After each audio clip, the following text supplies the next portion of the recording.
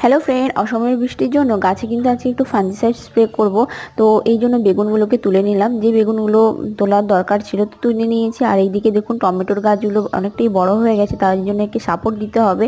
সেই জন্য আজকে একটু সাপোর্টও দিয়ে দিচ্ছি মোটামুটিভাবে। তো প্রতিটা টমেটো গাছ দেখুন খুব সুন্দর করে বাড়তে শুরু করেছে, একটা গাছে তো আমার ফুলও চলে এসেছে, তো পরের ভিডিওতে দেখাবো। আর এই যে দেখুন এই 5 লিটার জলের মধ্যে আমি একটু ফাঙ্গিসাইড এবং নিম অয়েল এবং সব একটু মিশিয়ে নিয়ে ভালো করে গুলে কিন্তু প্রতিটা গাছে স্প্রে করে দেবো। কেননা এখন তো বৃষ্টি হচ্ছেই, প্রায় আমাদের এখানে বৃষ্টি হচ্ছে।